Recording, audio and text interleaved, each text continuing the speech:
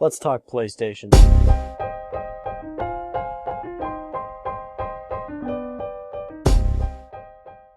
So another week and another news story regarding PlayStation All-Stars Battle Royale. Looks like more and more rumors and leaks are coming out about this game. A few days ago on Reddit, one of the users posted a bunch of pictures regarding some of the game's unannounced characters and unannounced levels. As you can see, the picture in the news story, that's actually one of the leaked levels that's based on BioShock Infinite entitled Columbia. There's also other levels featuring Loco Roco, Twisted Metal, Killzone, and Infamous. Alongside the pictures of levels, there was also a couple of pictures detailing some of the characters in PlayStation All-Stars Battle Royale. While the pictures did show some of the characters we do know about, they also showed a bunch of people that we don't know about just yet.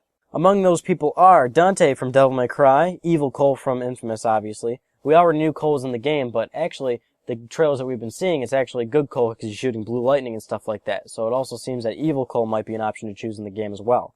Other than that, there's Ratchet and Clank, Raiden from Metal Gear Solid, Sackboy from LittleBigPlanet, Sir Daniel from Medieval, Noriko from Heavenly Sword, and Spike from the Ape Escape series. All of those people, of course, being big PlayStation All-Stars. Ratchet, obviously, Sackboy, but a couple, characters that aren't always PlayStation exclusive, like Dante and Raiden, but, still welcome characters nonetheless. The realism of the level pictures really makes me start to believe that this probably is true. And again, with Sony, whenever something leaks, it usually is true.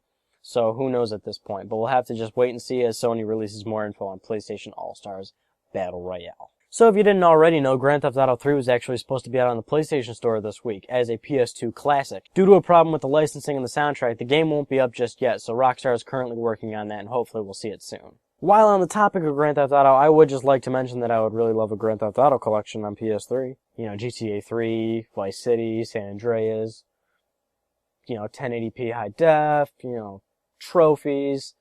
Come on, guys, do it. Because obviously Grand Theft Auto 3 on PSN is actually part of the PS2 Classic, so the game isn't getting an HD uplift and it's not getting trophies. So it's just the straight-up GTA 3 as we all know and love it. Which is cool, but again, we love these HD collections, and I would love to see a GTA 1.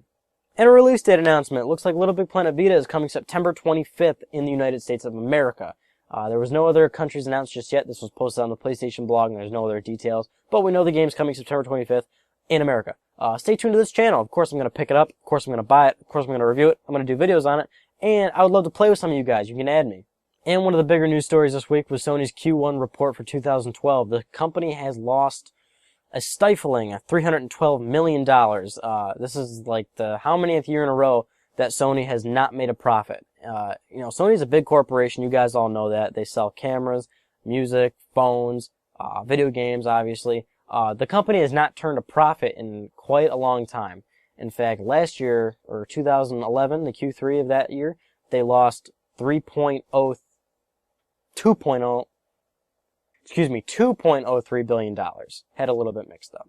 That is a crazy amount of money. Sony is losing a whole lot of money. You may be thinking, hey, I love PlayStation. I love Sony products. I think Sony's a good company. They're doing, kind of all right nowadays, but they're really doing bad, like financially. They're losing a lot of money. Specifically, the gaming division within, PlayStation products, that division has lost $45 million. So even though you love your PS3 and you're buying it and you're buying games, you're buying controllers, you're buying a PS Vita, they still lost $45 million. I mean, that is a lot of money for a big company to lose.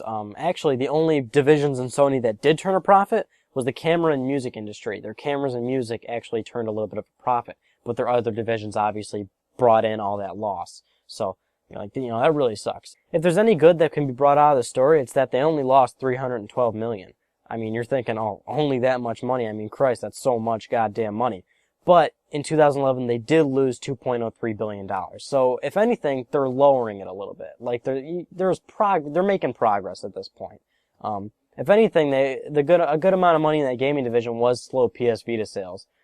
As history shows, Sony doesn't always do well out of the gate with their gaming systems. PS3, PS1, PSP, obviously PS Vita, even PS2. They didn't do gangbusters when they came out. It took a while for them to hit their strides and really start to bring in a little more profit and a little more sales. So, give it time, but hopefully they'll start to see a profit in the next 2-3 years, maybe half a decade, because they're doing pretty bad.